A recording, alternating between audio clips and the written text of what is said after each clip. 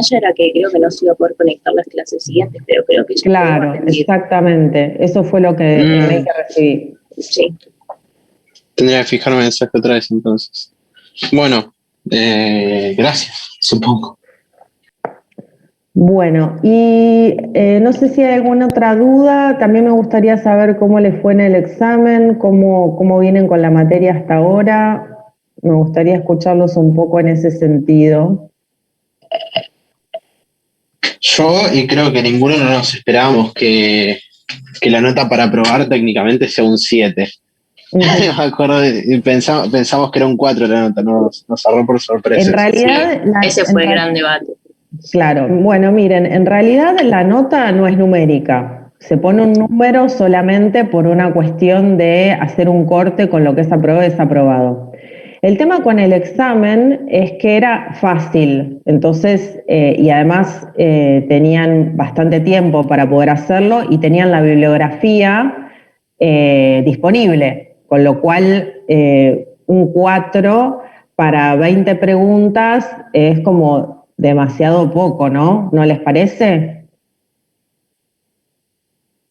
Teniendo la bibliografía, digamos, disponible, teniendo 1 hora y media para el examen. Tengan en cuenta que son 20 preguntas, les adelanté varias de las preguntas, me parece que un 4 es como demasiado, ¿no?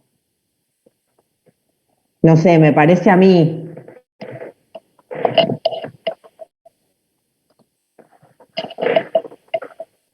Si fue objeto de debate, me gustaría escuchar el debate, ¿eh? No fue en ese objeto de debate. Nada más que coincidimos muchos de que no nos esperábamos que sea un 7. Creo que simplemente nos confiamos. Claro, ninguno se quejó en sí. A ver, dijimos, no nos esperábamos que sea un 7. Sí, bueno, igual, a ver, casi todos sacaron más de 7. O sea, a todos les fue bien, a la mayoría les fue bien. Creo que hay 3 o 4 personas a las cuales se sacaron menos de 7. Creo que sacaron 65, 20 puntos. Es muy poquito 20 puntos. Ustedes piensen que son un total de 20 preguntas, a una persona que responde 5 preguntas de 20 le queda 25, ¿no? A una persona que responde 11 preguntas de 20 le queda 55. O sea, son 11 preguntas sobre 20 con el material disponible, con el material abierto. Con lo cual, digamos, me parece que por una cuestión de respeto hacia los compañeros que leen, hacia los compañeros que estudian, hacia los compañeros que vienen a la materia, o que incluso muchas personas que por ahí no pueden venir a la clase porque no tienen disponibilidad de internet y de repente se sientan a estudiar y siguen la materia, ya me parece que si tienen el material disponible adelante, mínimo tienen que responder. Para poder sacar 70 se necesitan sacar 14 preguntas, ¿no? O sea, con lo cual me parece a mí que hay que buscar un equilibrio, digamos, ¿no? O sea, que se demuestre que han leído por lo menos. Es eso el motivo, básicamente. Por mi parte, no sé. A mí mal no me parece, aparte es una materia teórica. Es una materia teórica, o sea, no es como álgebra, que yo la estoy cursando ahora y el chabón nos puso un 6 para aprobar y después nos mete un oral al final. Digo, para mí está bien, técnicamente, no es que no tenemos que sacar un 10. Sí, o sea, a ver, el punto es que estudien, tampoco, digamos, la idea es que estudien y que lean los textos. Si cuando tienen que rendir el examen tienen el texto adelante, tienen una serie de preguntas que interpreto y a juzgar por cómo les fue, no eran preguntas difíciles, ni preguntas capciosas, ni preguntas engañosas. Eran preguntas simples que uno podía hasta responder viniendo a clase. porque no hice ninguna, creo yo, ¿no? Obviamente, digamos, podemos disentir, digamos, pero no hice ninguna pregunta fuera de lo que venimos trabajando.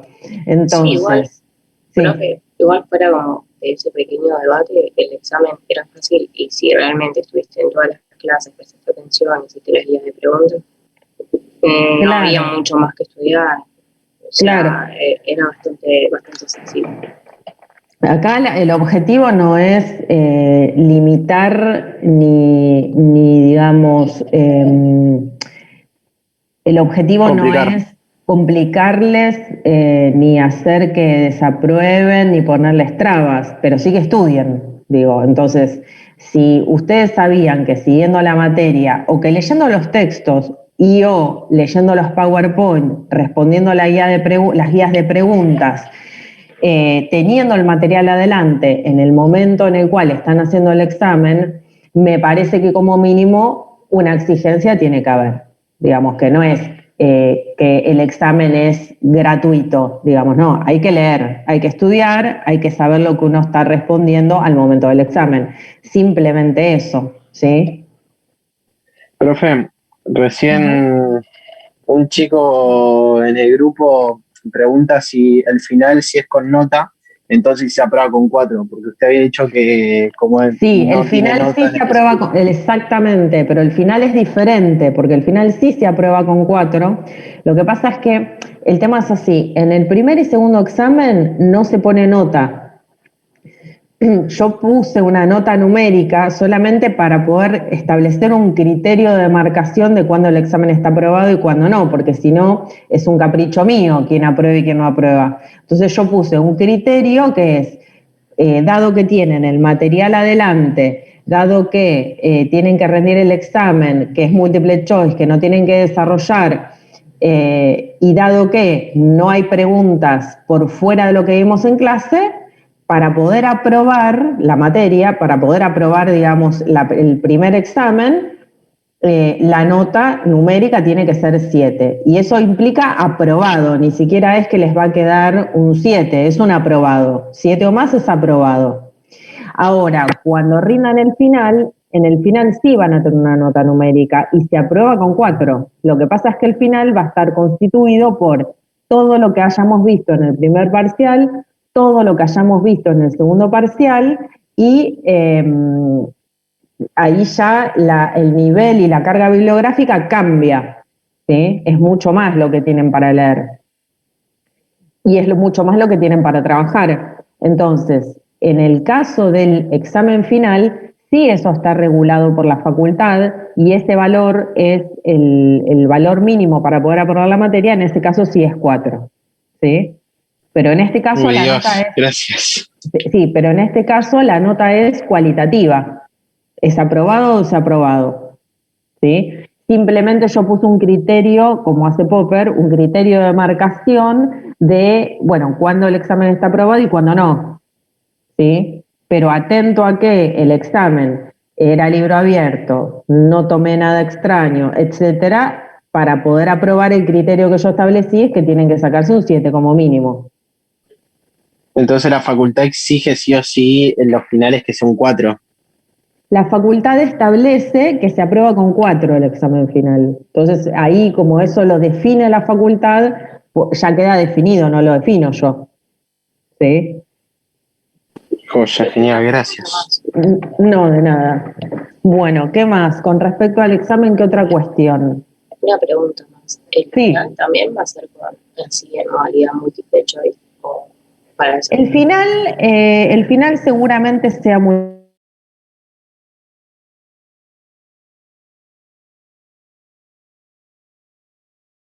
¿Hola? Ahí la escucho, se ha cortado.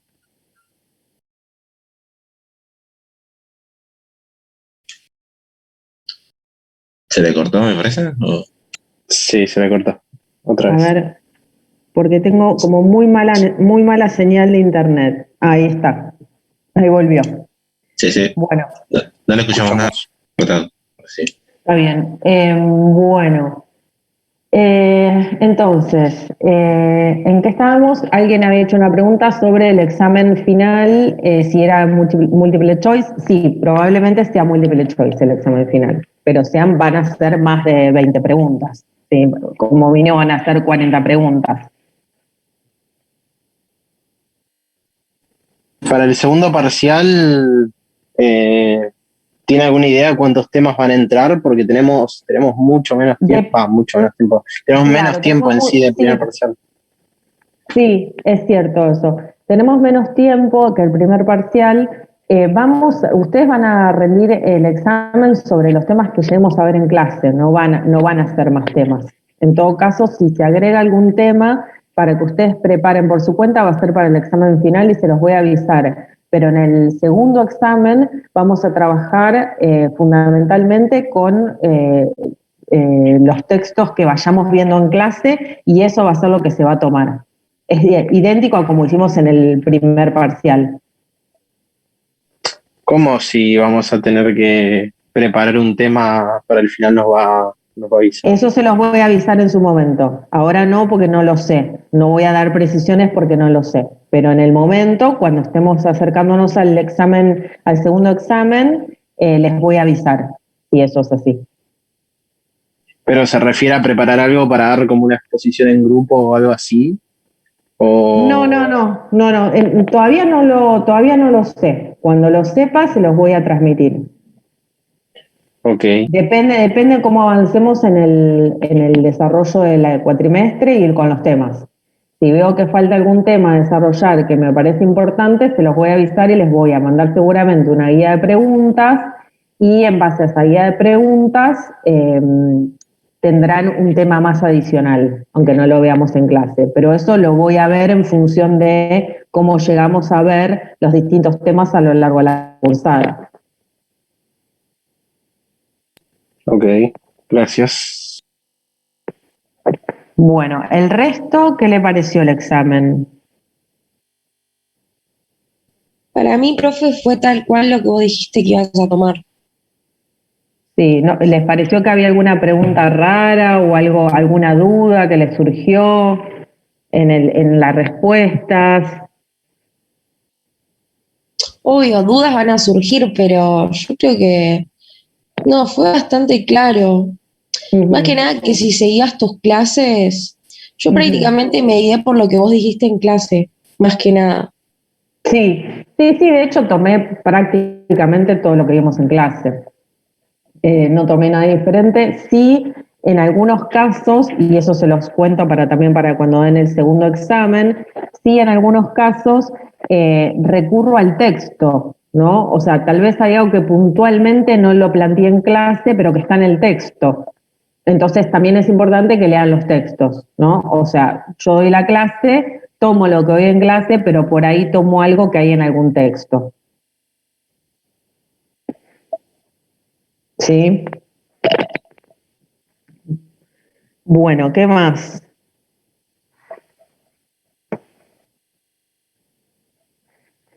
Dudas, reclamos, debates, consultas.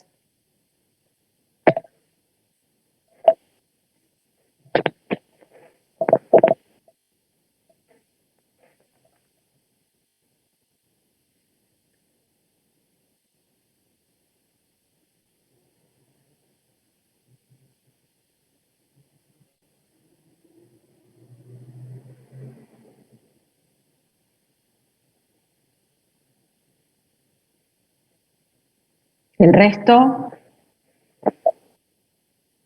¿Qué opina?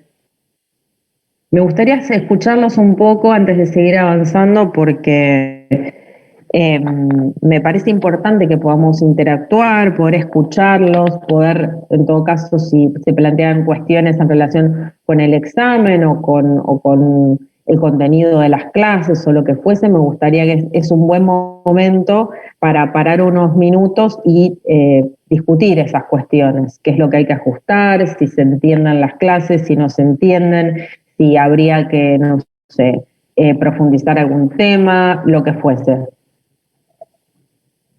Si, por ejemplo, tienen acceso al Google Classroom, si las preguntas que tienen las guías de preguntas son preguntas que pueden trabajar y que les resultan difíciles o no. Todas esas cosas me gustaría escuchar a ver qué opinan.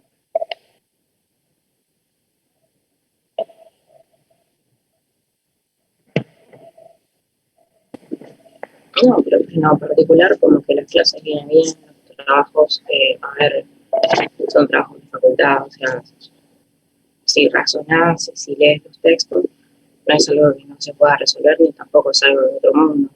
En particular, las clases vienen bastante bien, o en lo particular, yo hablo siempre por mí, se entienden bastante, el examen es muy fácil, siempre y cuando, a ver, si estuviste en todas las clases y prestas atención, era bastante fácil. Así que sí, en lo particular, la verdad que se viene bastante bien. Uh-huh. Uh-huh. Sí, hay una cuestión importante que es que a veces es cierto que el examen está bastante enfocado en las clases, eso es cierto, y que eso hace que si uno viene a clase pueda entender, pueda después rendir el examen mucho más fácilmente que si no viene a clase, eso es cierto, me parece que es un poco así.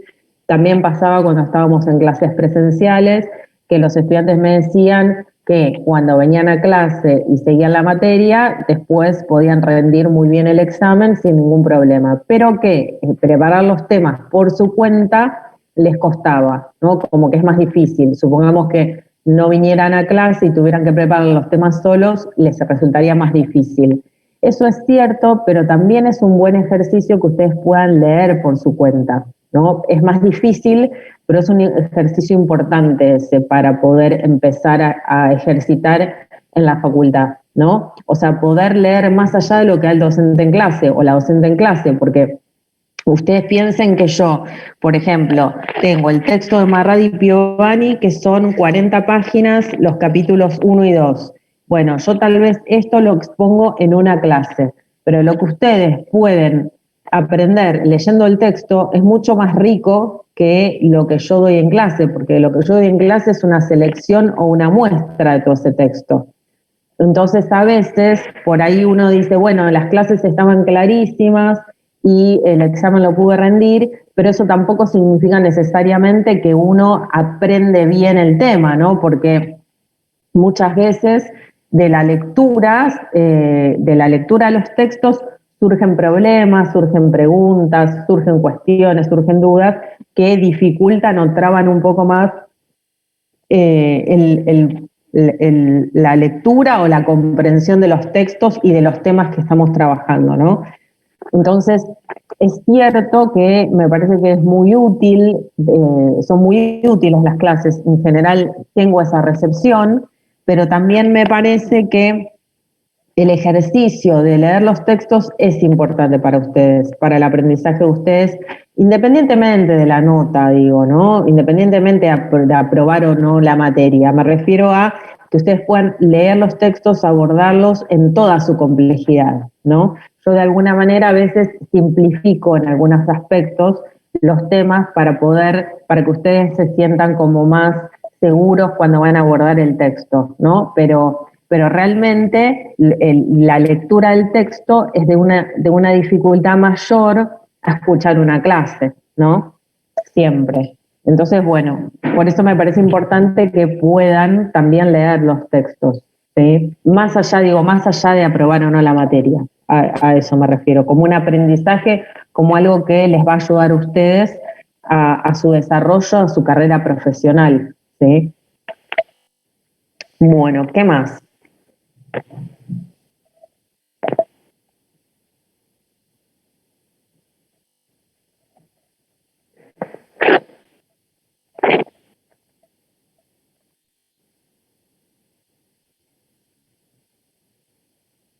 ¿No hay más cuestiones?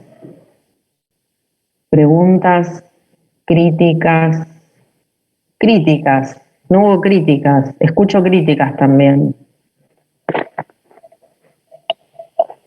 No, escucho críticas más allá de con cuánto se aprueba, digo, ¿no? O sea, más allá de eso, críticas del contenido, de, no sé, expositivas. lo que fuese. Me vuelvo a responder yo porque como vamos. Dale. No, críticas no tenemos. Literalmente no tenemos críticas, ni con la nota. No, creo que fue la única materia que estoy cursando hasta ahora que nadie se cursó, básicamente. Y en general las quejas, ¿por qué lado vienen? A ver, vamos a hacer de cuenta que, porque yo sé que es difícil criticar al docente, digamos, ¿no? Sobre todo cuando no terminó la materia y demás. Pero digo, hablemos no de nosotros, de nuestra materia. En general, ¿cuáles son las críticas que un estudiante tiene con las materias que está cursando en el CBC hoy en pandemia? Profe, que no te dan clases. Hay muchas materias, por ejemplo, en álgebra, en mi cátedra, no nos dan clases.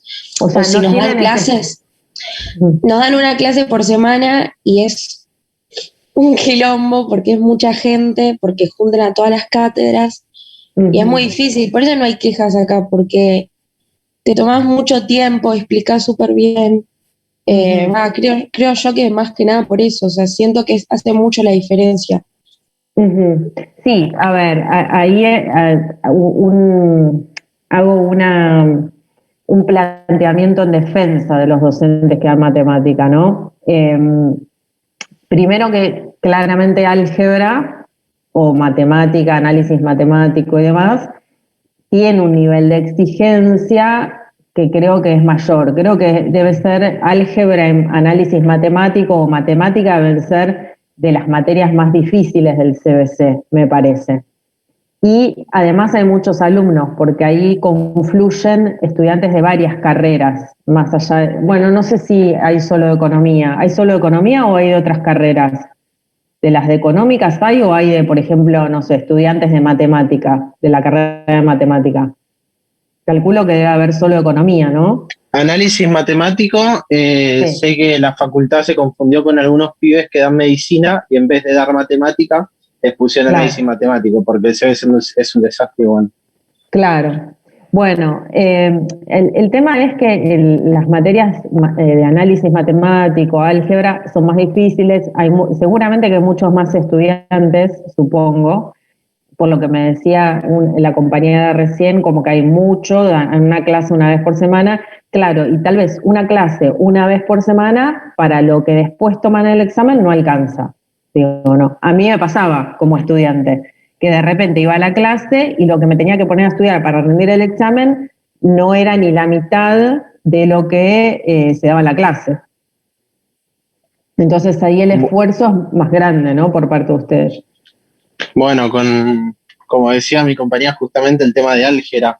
Yo tengo la otra cátedra, me parece que son dos nada más, la otra cátedra que no es la que está dando ella, éramos 75 pibes y solo aprobamos 25, porque el chabón, no sé, metió más de 50 problemas distintos y encima que tenemos solo 2 veces a la semana, tenés que aprobar con 6 y encima al final de todo, tipo, si nosotros aprobamos el final con un 4, por ejemplo, el chabón nos va a tomar un oral. Y si llegamos a desaprobar ese oral, el chabón nos bocha la materia directamente. Que eso también nos parece re cualquiera, porque aparte de la dificultad que tiene esta materia, que lo pueden confirmar los chicos también que lo vieron, y no es nada que ver comparado a las dos cátedras, lo que nos dan a nosotros de lo que le dan a ellos. Pero pues mucho más contenido. No sé qué onda. Encima no nos podemos quejar tampoco, porque si nos quejamos el CBC no nos va a dar bola, como siempre pasa. Bueno, hay un centro de estudiantes, ahí tengo varias cosas para decir, ¿no? O sea, primera cuestión, que es algo que forma parte no solamente del CBC, sino de las facultades en general y de las carreras profesionales en general, y después de cómo funcionan los trabajos una vez que uno se recibe, ¿no? Lo que yo noto es como que, y esto parece una crítica al capitalismo si se quiere, yo lo que noto es que cuando los estudiantes empezamos, y me incluyo porque fui estudiante, como que te decían 500 páginas. Sí, tengo la conexión inestable, a ver si. Me quedé hasta cuando usted era estudiante, más o menos. No sé si fui el único. No, también es lo mismo. Creo que fue al empezar también. A ver, ¿ahí se me escucha? Sí, sí, Hola, ahora sí. ahí se me escucha. No, lo que decía es que a veces, en general las materias, se dan mucha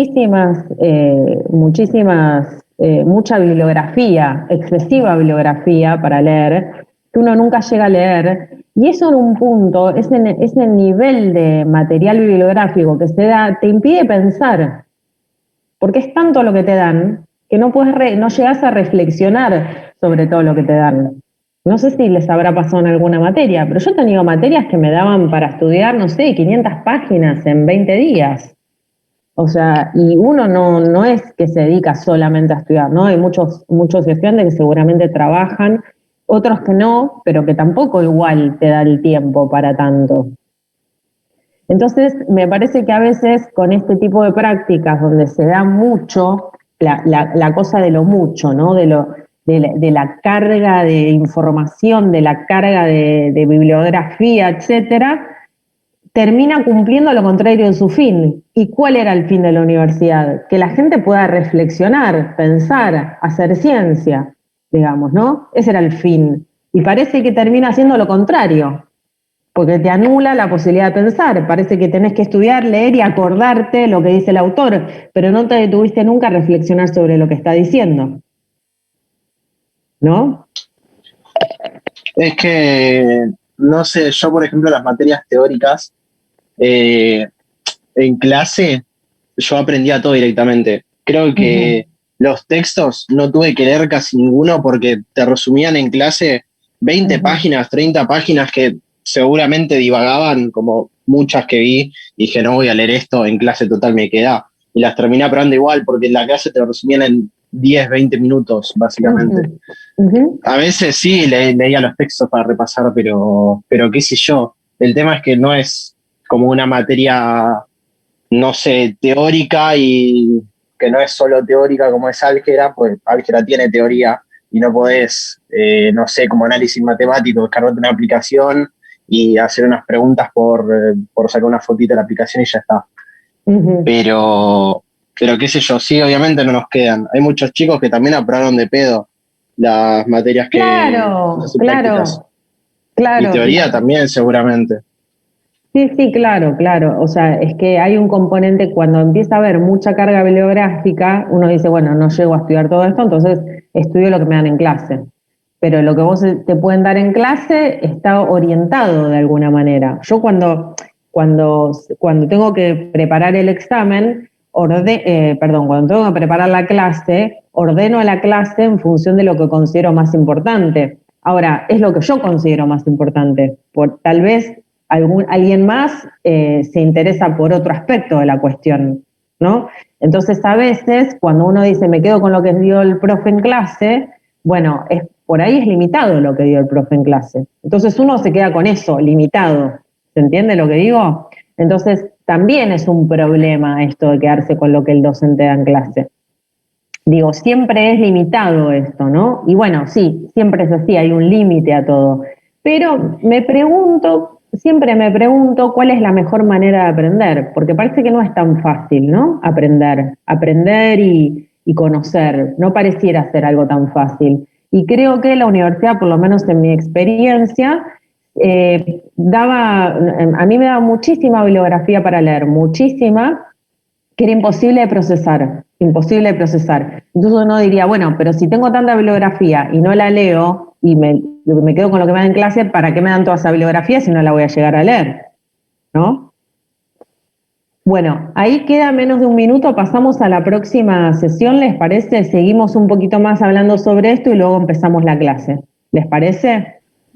Dale, dale, Dale. sí, profe. Bueno, Dale. ahí arranco con la próxima.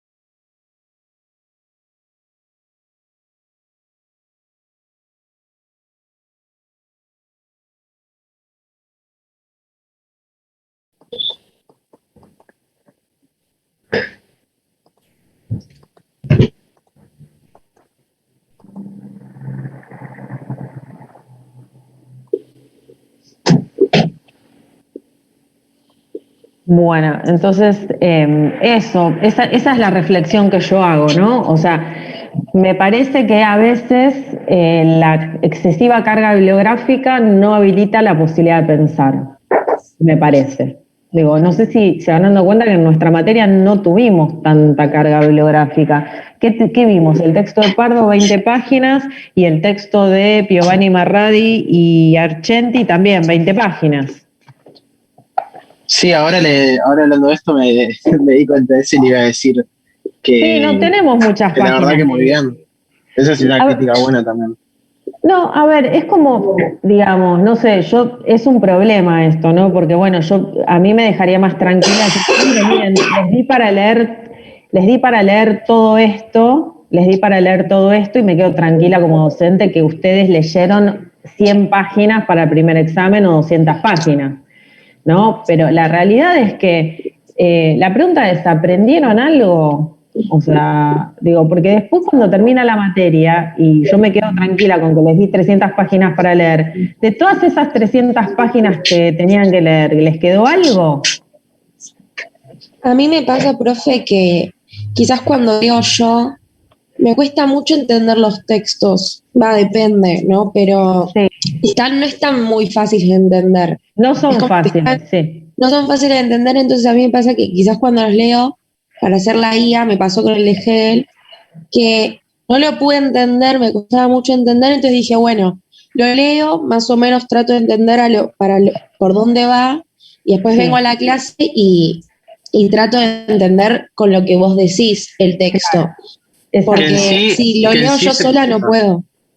Que en sí se buscan, o sea, hay muchas materias que te usaba palabras complicadas, no sé por qué, y algunos profesores mismos nos decían, bueno, si no entendieron, búsquenlo, busquen qué significa esta palabra, qué sé yo, claro, pero encima que nos mandás 30 páginas o cosas así para leer, tenemos que buscar las cosas, tardamos un montón, tenemos otras materias también. Claro. Y la verdad, bastante bien que sean tan pocas y aunque sea así nos quedan bastante las cosas. Claro, sí, además, claro, esa es la otra cuestión, Mariano, que no es que cursan una materia, o sea, cursan 3 mínimo en general, ¿no? Y para poder recibirte en 5 años, más o menos tenés que cursar 3 por cuatrimestre en económicas. Es un montón, digo, ¿no? Y ustedes van a ver ya, no sé si les tocó ya tener una carga bibliográfica de 200 páginas, una cosa así. Sí, ¿O no tuvieron en economía nos tocó bastante. Claro. Yo sí, claro. pero en presencial, Bueno, más que nada. Tipo, ahora como claro. metodología es la única teórica que estoy rindiendo, pues tengo álgebra y análisis, Sí. cuatri. Sí. No, mucho no es. Claro. Bueno, eso es un problema porque anula la posibilidad de reflexionar, me parece, ¿no? Digo, yo lo digo también porque me pasa en mi trabajo, que a veces hay una carga de información dando vueltas que te imposibilita reflexionar sobre lo que estás haciendo directamente. O sea, todo lo contrario a lo que uno tiene que hacer, que es pensar, digamos, ¿no? Entonces me parece que es peligrosa esa forma de abordaje en la facultad, porque justamente produce lo contrario de su fin. Algo de esto vamos a ver con Hegel también. Hegel tiene estas ideas. Hegel, por ejemplo, como decía ahí una compañera, es un autor difícil, es un autor que en general no se puede leer solo. O sea, es un autor que sí, o sea, presenta, no es lo mismo Piovani, Marradi, Argenti o el manual de Pardo, el texto de Pardo sobre paradigmas científicos, que leer a Hegel. O sea, leer a Hegel es complicado. Bueno, me ha pasado de estar en grupos de estudio leyendo a Hegel, en el cual avanzábamos, vamos a poner 10 páginas de la introducción, tiene 10 páginas más o menos la introducción de la fenomenología del espíritu, nos llevaba por ahí 6 meses. 6 meses, 10 páginas, digamos, entender al autor. ¿Qué quiero decir con esto? Que hay textos, hay autores que son importantes, que marcan la diferencia en la ciencia y que esa marca que dejan en la ciencia no es gratis, sino que para poder acceder o a intentar comprender eso que está diciendo este autor, ya fuese Hegel, ya fuese, no sé, Einstein o fuese, no sé, Planck o Newton. Bueno, leer directamente a Newton, leer directamente a Einstein, leerle directamente a Hegel es mucho más complicado que leer un manual, digamos, ¿no? Y esto es otra cuestión importante. En la facultad normalmente uno estudia manuales, ¿no? Yo di, por ejemplo, Pardo y Piovani Marradi Argenti como introducción en la primera parte de la materia, pero ahora vamos a empezar a ver autores originales. ¿Qué significa autores originales?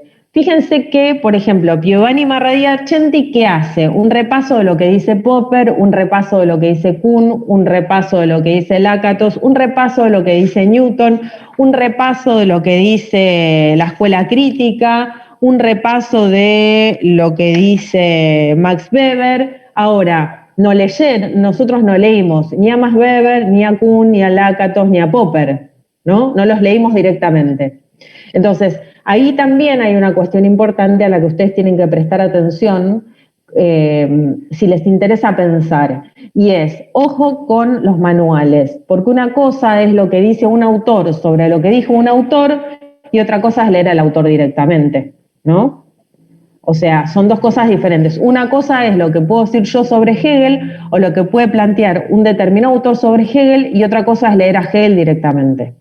El nivel de riqueza que uno aborda cuando lee directamente a un autor original importante cambia radicalmente. Entonces, nosotros, yendo un poco ya a nuestra materia, al contenido de nuestra materia, ¿qué vamos a hacer? Bueno, en esta segunda parte del curso va a ser un toque más difícil el curso. ¿Por qué? Porque ya no vamos a ver manuales. Lo que vamos a hacer es trabajar con autores en forma directa. Para hacer esa transición lo menos traumática posible, ¿qué vamos a hacer? Yo hoy pensaba exponer primero la primera parte del capítulo 3 de Piovani Marradi Argenti, que hace referencia a un tema importante, que es la cuestión del método en ciencias sociales, ¿no? Y lo que vamos a ver a continuación de este texto de Piovani Argenti Marradi sobre el método es leer a Hegel. Y vamos a leer qué es lo que dice Hegel en la introducción de la fenomenología del espíritu sobre la cuestión del método, ¿sí? Creo que era Florencia la que había planteado, o si me confundí de nombre me avisan, que había intentado leer Hegel que le costaba. ¿Eras vos, Flor? ¿O quién era? No, yo, profe. Ah, Sami te llamas, ¿no? Sí. Bueno, claro, a ver, Hegel es difícil, o sea, no lo entendiste, te costó entenderlo, yo te digo, me junté con compañeros a estudiar Hegel y estuvimos 6 meses para entender las primeras 10 páginas de la introducción a la fenomenología del espíritu, 6 meses, o sea, mucho más de lo que va a durar esta materia, la segunda parte. Entonces, ¿es un autor difícil? Sí, es un autor difícil. Además, no se entiende la terminología. Y acá relaciono un poco con lo que planteaba Mariano, que es que los docentes te mandan a leer o a buscar el significado de tal palabra o tal otra. Y esto es un problema, porque a veces cuando, por ejemplo, en el caso de los filósofos, para Hegel el concepto de experiencia no es el mismo concepto de experiencia que para Hume, por ejemplo. O el concepto de experiencia que tiene Hegel no es el mismo que el que puede llegar a tener Kant. Con lo cual, buscar la palabra en el diccionario muchas veces no sirve para nada. Cuando pensamos, por ejemplo, en los autores originales, importantes como Hegel, por ejemplo, nos vamos a encontrar con un montón de términos que ni siquiera van a aparecer en el diccionario, porque no son términos inventados por los filósofos para explicar determinados temas. ¿Conocen el término neologismo? ¿Escucharon alguna vez hablar de los neologismos? No. Bueno, un neologismo es una palabra nueva. Es una palabra que se crea por primera vez. Bueno, los filósofos tienen mucho de esto, mucho de inventar palabras que después solamente se usan en el contexto teórico en el cual ese autor desarrolla su tesis. Por ejemplo, en el caso de Kant, ustedes si empiezan a leer la crítica a la razón pura, se van a encontrar con títulos extraños. Por ejemplo, títulos de la lógica trascendental, la estética trascendental. ¿Qué es la lógica trascendental? Bueno, ese concepto es algo que se desarrolla a lo largo del texto, no es que ustedes lo van a encontrar en el diccionario. O bien lo que tienen que hacer es recurrir a bibliografía que hable sobre el tema, puntualmente sobre Kant o sobre Hegel. Eso también es una buena estrategia.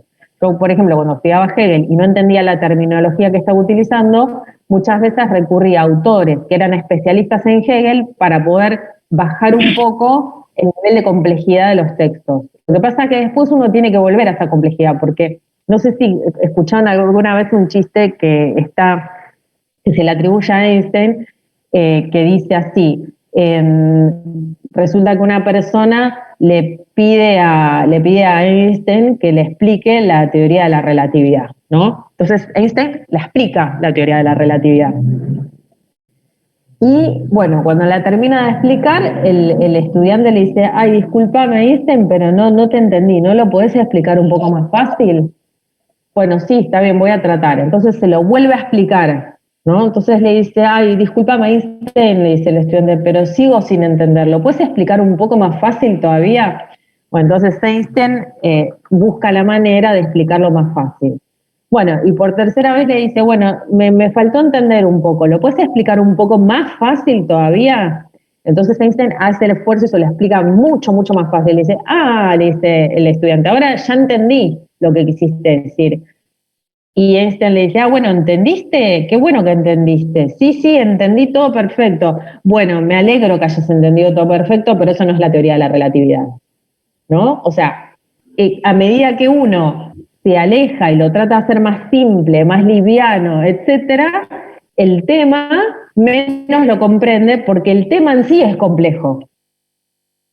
¿Se entiende el punto? No es que los autores lo hacen complejo. El problema, la naturaleza del problema es complejo.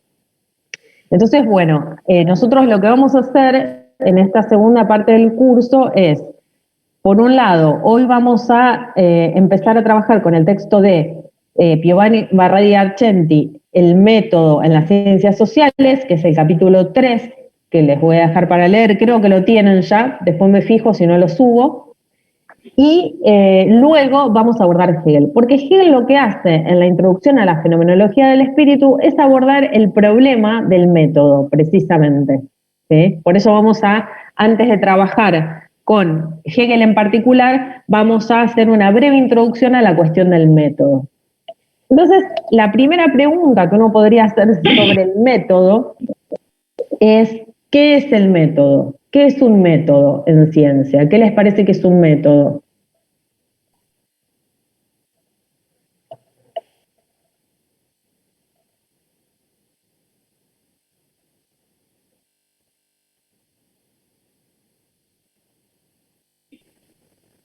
Y algo que se tiene que seguir al pie para llegar a un objetivo, supongo. ¿Alguien más tiene algo para decir al respecto? También podríamos considerar eso una forma de realizar tal objetivo, o llegar a algún fin. Un método ordenado para llegar a un resultado. Bueno, a ver, voy a hacer una crítica. Simplificado. Sí, voy a hacer una crítica ahí. Voy a hacer una crítica. ¿Se acuerdan cuando nosotros hablamos del problema de la definición?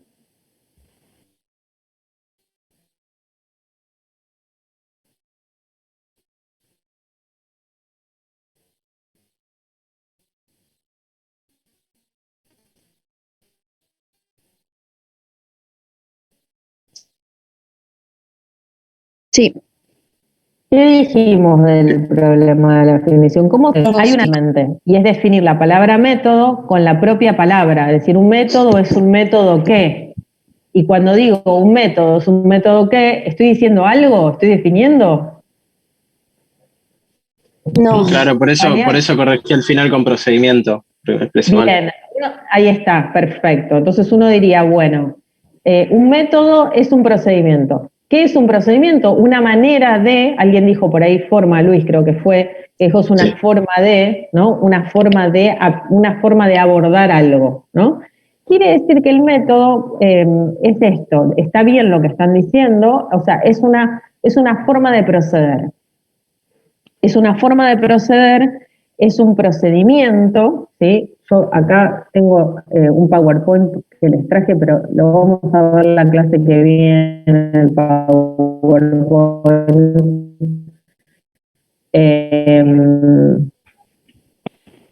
A ver, que trabajemos la cuestión del método. ¿Qué es un método? Bueno, uno podría decir un método es un procedimiento, ¿no? Un procedimiento en el caso de la ciencia, ¿para qué? Para encontrar la verdad. Podríamos decir, para encontrar la verdad. Es el procedimiento, el camino a seguir para encontrar la verdad. Bueno, ¿qué dicen Piovani, Marradi y Argenti sobre la cuestión del método? Está muy bien la definición que dieron, que dimos entre todos, digamos. Fíjense cómo sin recurrir a un texto y repetir como loro lo que puede decir un texto, charlando entre nosotros, debatiendo, logramos dar una definición. Y está bien la definición que encontramos entre todos, ¿sí? Eso me parece interesante, por ejemplo, ¿no? Que estamos reflexionando y en esa reflexión surgen, digamos, formas de definir, surgen definiciones, que después podemos cuestionarlas, por supuesto, ¿sí? Pero en principio surgió una definición, y esa definición no surgió de lo que ustedes leyeron, en principio, surgió de una reflexión que hicimos entre todos. Eso me parece interesante. Ahora, ¿qué dicen? Vamos a traer a estos autores. ¿Qué dicen Piovani, Marradi y Argenti? Bueno, en este caso escribe el capítulo 3, lo escribe Marradi, y él dice, el origen griego del término método. Dice, como a muchos otros, al término método se le atribuyen significados diferentes, no solo en el lenguaje ordinario, sino también en el lenguaje científico. Una breve reseña de los diccionarios monolingües de varios idiomas permite afirmar que la gama de acepciones en el lenguaje ordinario corresponde aproximadamente a la del lenguaje científico. La acepción que se encuentra en primer lugar en casi todos los diccionarios es la más cercana al significado originario griego y también la que se propone aquí como la preferible en el lenguaje científico. Método como camino para conseguir un fin, ¿no? Entonces acá podemos poner camino para conseguir el fin. ¿El fin cuál es? Les pido, compañeros, que por favor apaguen los micrófonos. ¿El fin cuál es? Si seguimos el razonamiento que habíamos hecho recién. La verdad. La verdad, ¿no? Entonces, el fin es la verdad. Bueno, podemos hablar entonces de procedimiento o de camino para conseguir un fin. Flor, tenés el micrófono prendido. No sé si está. Asimismo, se encuentran regularmente acepciones cercanas a las que se consideran menores en el lenguaje científico. Método como procedimiento o como técnica, ¿no? Acá hablamos recién de procedimiento, ¿sí? Método como procedimiento como técnica. Otras acepciones en los diccionarios monolingües son criterio, forma, costumbre, uso, corriente, praxis y también artificio o engaño. Entonces dice, el prefijo meta. Chicos, les pido perdón, pero necesito que apaguen los micrófonos y solamente lo usen si quieren hablar, ¿sí? Si no, los tengo que silenciar y no me gusta silenciarlos para que puedan hablar cuando quieran. El prefijo meta denuncia el origen griego del término. Ese término aparece en muchos términos académicos de las lenguas occidentales en sus diferentes significados, como más allá en metafísica, metástasis, metalenguaje, como en lugar de en metáfora, metonimia, metamorfosis, etc. En combinación con el sustantivo que refiere a la palabra camino, el prefijo met asumía otros significados principales como con, ¿no? El compuesto significaba, por lo tanto, camino. O sea que método podríamos decir que significa camino. Está analizando el autor el origen de la palabra, ¿no? Que viene del griego. Bueno, ¿quién es el primer autor clásico que en la modernidad, vamos a poner acá, periodo moderno,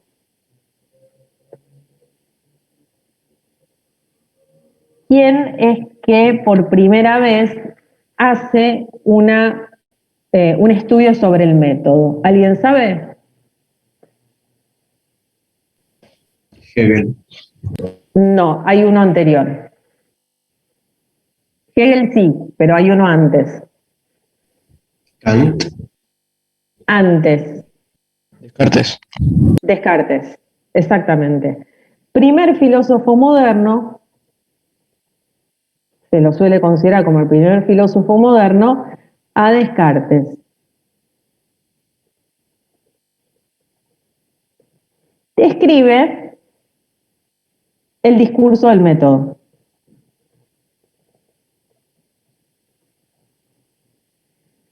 Este libro, El discurso del método, lo escribe en el año 1637.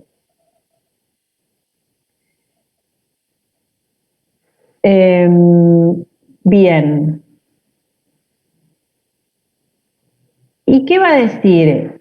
¿Qué va a decir Descartes sobre el discurso del método? Bueno, él dice que el método consiste en un conjunto de reglas que son ciertas y fáciles, ¿sí? Un conjunto de reglas que son ciertas y fáciles, y que cualquiera fuera que las observa con exactitud le sería imposible tomar lo falso por verdadero sin requerir inútilmente esfuerzos de la mente, pero aumentando siempre gradualmente el propio saber, y lo conducirían al conocimiento verdadero de todo aquello que fuese capaz de conocer. Entonces, ¿qué hace Descartes? Bueno, Descartes en el discurso del método dice, para poder conocer, para poder alcanzar la verdad, se necesitan seguir un conjunto de reglas. Ese conjunto de reglas es un conjunto de reglas simples que yo tomo, dice Descartes, de la matemática como la ciencia por excelencia. Recuerden que en el periodo moderno la matemática, ¿qué era? Para que ya dieron el primer examen. ¿Cuán importante era la matemática en la modernidad?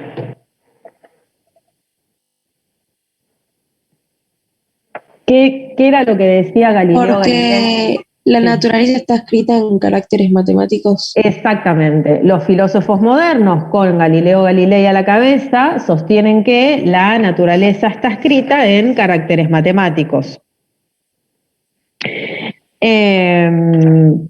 Bien. Estaba tratando de recordar, a ver si lo encontraba acá, el texto. A ver.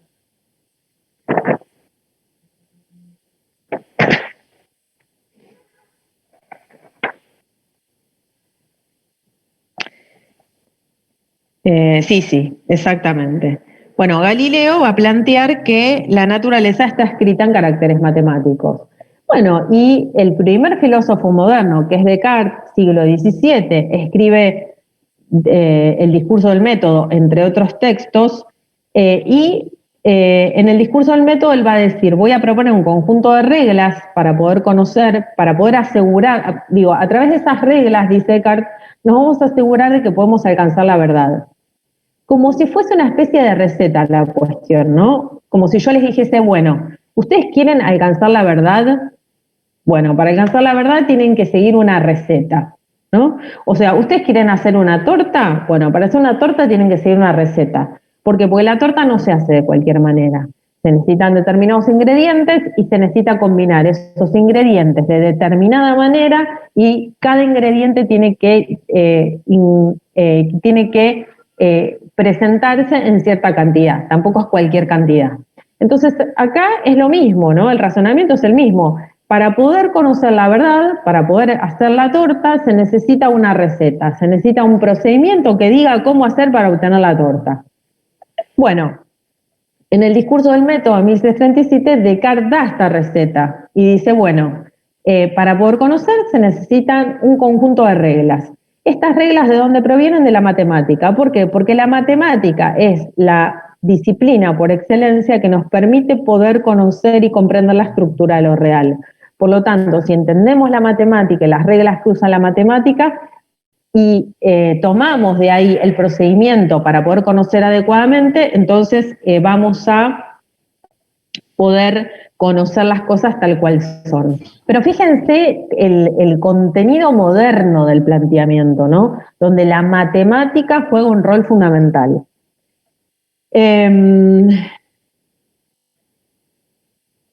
A ver.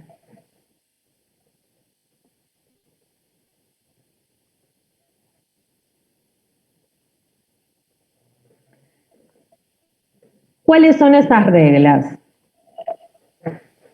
¿Están viendo la pantalla? Compartí una pantalla de internet. ¿Están viendo? No, lo anterior. Bueno, no importa, se los leo. ¿Cuáles son esas reglas que propone Descartes? Bueno, él dice, vamos a dividir el método para conocer, es como si nos estuvieran dando la clave del conocimiento, ¿no? O sea, de alguna manera Descartes está diciendo, yo les voy a decir cómo tienen que hacer para poder conocer la verdad tal cual es. Entonces él enuncia una serie de preceptos. Uno de esos preceptos es la evidencia. La evidencia. Vamos a poner 1, evidencia. ¿Qué significa la evidencia? Bueno, la evidencia es no admitir jamás como verdadera cosa alguna sin conocer con evidencia que lo era. Es decir, evitar con todo cuidado la precipitación y la prevención y no comprender en mis juicios nada más que lo que se presenta tan clara y distintamente a mi espíritu que no tuviese ocasión alguna para ponerlo en duda. Me parece una frase maravillosa esta, así que la voy a copiar y pegar. Este es el primer precepto de Descartes, la evidencia. ¿Sí? Se me fue muy grande.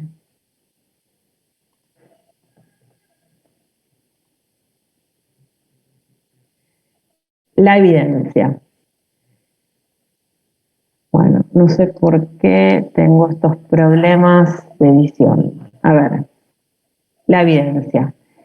Otro precepto del método es el análisis. Dividir cada una de las dificultades que examinases en tantas partes como fuera posible y cómo requiriese para resolverlas mejor. Acá esto me parece muy interesante porque él habla de hacer una división, o sea, dividir los problemas.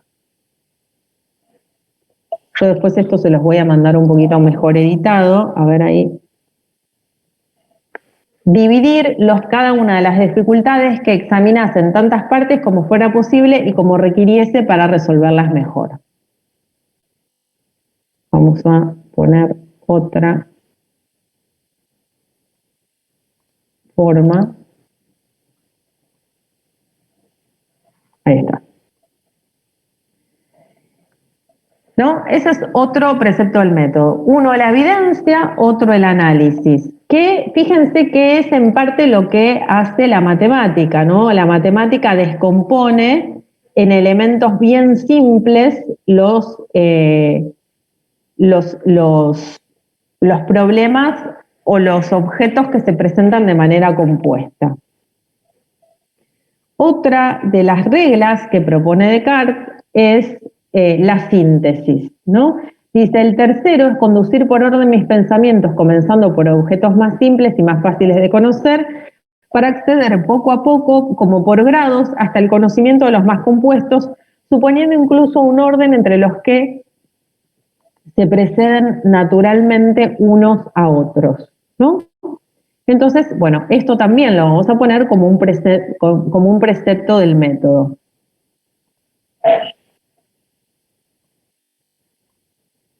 Que es la síntesis, dice él, ¿no? Y hay otro muy importante, hay otro precepto muy importante, que es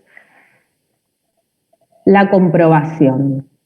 Por último, en realizar en todo unos recuentos tan completos y unas revisiones tan generales que pudiese estar seguro de no omitir nada.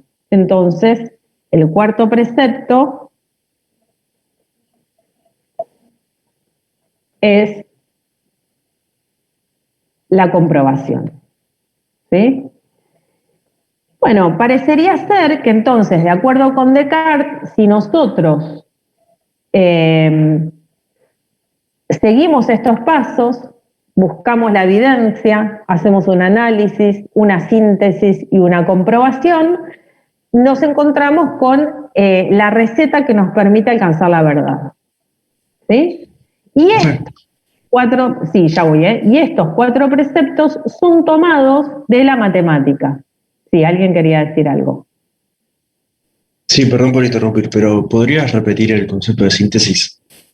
Sí, Descartes dice, la síntesis consiste en conducir por orden mis pensamientos comenzando por los objetos más simples y más fáciles de conocer para ascender poco a poco, como por grados, hasta el conocimiento de los objetos más compuestos, suponiendo incluso un orden entre los que se presentan naturalmente unos a otros. Vamos a suponer un ejemplo. Yo quiero estudiar una fórmula, ¿no? Para poder estudiar una fórmula, supongamos, ¿no? I igual a por X más B, supongamos, ¿no? Esto es un compuesto, ¿sí, Ezequiel? O no sé quién preguntó. Ezequiel, ¿vos preguntaste? Sí, sí. O sea, vos tenés un compuesto, tenés un conjunto de partes. Ahora, para vos entender esta fórmula tenés que entender el concepto de igualdad, tenés que entender qué representa la Y, qué representa la X, qué representa la Y y qué representa la B.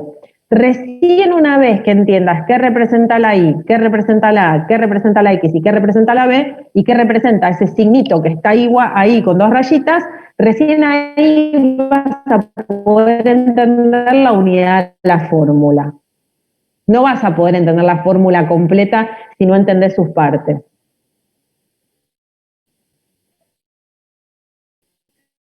¿Sí? Entonces, él dice, en síntesis, la síntesis consiste en ser compuestos, suponiendo incluso un orden entre los que se presentan naturalmente unos a otros, ¿no? Acá lo puse sintético, ¿no? Puse un ejemplo simple. Si yo digo que Y es igual a X más B y esto es una fórmula, para poder comprender esta fórmula, ¿no necesito acaso comprender adecuadamente qué representa cada componente de la fórmula? Sí. Bien, por lo tanto, si necesito entender cada componente de la fórmula para entender toda la fórmula, lo que tengo que hacer es empezar por los elementos más simples. No voy a entender nunca qué significa Y igual a por X más B si no entiendo primero qué es la A, qué es la X, qué es la B y qué es la Y, por separado. Y después, recién una vez que entiendo qué es cada una por separado, puedo pensar cómo se relacionan esas variables en su conjunto. Fíjense que en definitiva se está estableciendo una relación de igualdad entre dos variables, ¿no? Ahora, para poder saber que se está estableciendo una relación de igualdad entre dos variables, tengo que saber cuáles son las variables. ¿Cuáles son las variables en la fórmula? ¿Cómo, profe? ¿Cuáles son las variables de esta ecuación? A, X y B. El problema es que no son las variables esas. Las variables son Y y X. Se dan cuenta que si no entendemos qué es cada componente, no vamos a poder entender la fórmula. En realidad, las únicas dos variables que hay ahí son Y y X, que son los valores que pueden cambiar. Los valores A y B no cambian, son parámetros, ¿sí? Entonces, para poder entender una fórmula es necesario entender sus elementos más simples. Después la clase que viene esto igual lo retomamos. Bueno, hasta acá lo que les voy a dejar para leer es el texto sobre Piovani Marradi Argenti, el capítulo 3, les pido que lo lean para la clase que viene, y que empiecen a leer también el texto de Hegel y a responder la guía de preguntas de Hegel. De todas formas, esta guía de preguntas, como es difícil, la vamos a responder juntos, ¿sí? Y la clase que viene yo les voy a presentar el PowerPoint que pueden ver en este momento, pero que se refiere a Hegel y no lo quise presentar hoy porque era demasiado. Pero lo que vamos a hacer la clase que viene es continuar con Piovani Marradi Argenti sobre el concepto de método y luego vamos a abordar el concepto de método en Hegel, en la introducción a la fenomenología del espíritu, ¿sí? Bueno, Si les parece, entonces continuamos la clase que viene. ¿Qué textos había que leer, profe? Una consulta. Sí, los textos que hay que leer son capítulo 3 de Piovani, Marchenti y Marradi y la introducción a la fenomenología del espíritu. Después le voy a agregar un texto más complementario que es el texto de Marcelo Muñiz. El profe quería comentar algo, pero era con respecto a la fórmula que había puesto, pero pensé que había puesto algo bien genérico, no que había puesto la ecuación lineal. Por eso también coincidí con el compañero que capaz la variable puede ser cualquiera. Es que en realidad A y B no son variables.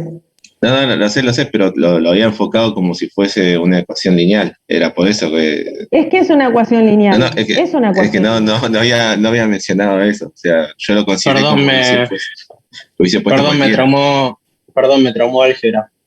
Claro, yo igual... Está bien. Yo también lo interpreté como si fuese, o sea, lo había puesto algo genérico como un ejemplo nada más. Como un ejemplo general, no como una cuestión. Ok. Exacto. Bueno, la clase que claro, viene... yo por eso pregunté si me lo podía repetir, para ver si entendía mal. La clase que viene retomamos qué es esto de ecuación, qué es esto de la ecuación, qué es esto de la variable. Fíjense que seguramente eso pasa. En álgebra no se detienen a pensar cuál es la variable, cuáles son las variables del problema y cuáles son los parámetros. La clase que viene lo retomamos, me parece importante esto. Fíjense cómo a veces pasa esto. Se ponen a estudiar matemática y por la forma en la cual les hacen estudiar matemática terminan pasando por alto cosas que son elementales, como por ejemplo poder distinguir cuáles son las variables, cuáles son los parámetros, cuáles son aquellos valores que pueden cambiar y cuáles son los valores que en la ecuación no se modifican, por ejemplo, digo, ¿no? O ese tipo de cuestiones que son elementales para poder avanzar en la comprensión de la matemática, digo, ¿no? Igual entiendo que ustedes lo que me quisieron decir es, pensé que en un ejemplo en general no había reparado que quería decir, se refería específicamente a una ecuación lineal. Sí me refería a una ecuación lineal, pero la clase que viene lo retomamos. ¿Les parece? Sí, profe. Sí, no hay problema. Bueno, Luis, creo que Luis te estoy debiendo a vos, ¿no? El mail, la respuesta del mail. Perfecto. Bueno, en un ratito te respondo. Dale, gracias. Bueno, nos vemos la clase que viene. Chao, profe. Un beso a todos. Besos. Nos vemos. Chau.